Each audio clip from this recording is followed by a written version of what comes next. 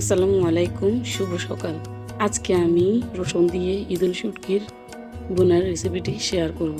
আপনারা চাইলে যে কোনো শুটকি ইউজ করতে পারবেন। প্রথমে আমি চুলায় কড়াই বসিয়ে তেল দিয়ে তেল গরম হয়ে আসলে এর মধ্যে আস্তে আস্তে সব উপকরণ দিয়ে দিব। যেমন প্রথমে পেঁয়াজ, তারপর রসুন, হলুদ, মরিচ, লবণ দিয়ে দিব।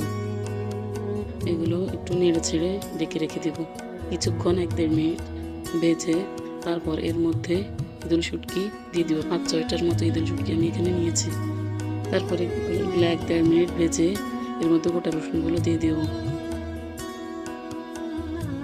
কিছুক্ষণ নাড়াচাড়ার পর একসাথে আমি পানি দিয়ে দিব। পানি দিয়ে কতক্ষণ রেখে দিব। এরপর 8-10 মিনিট ভালো করে কষিয়ে যখন দেখবো একটু পানি শুকিয়ে গেছে তখন নাড়িয়ে চাড়িয়ে নামিয়ে ফেলবো। আলহামদুলিল্লাহ, কেমন হয়েছে আমার রেসিপিটি জানাবেন। আল্লাহ হাফেজ।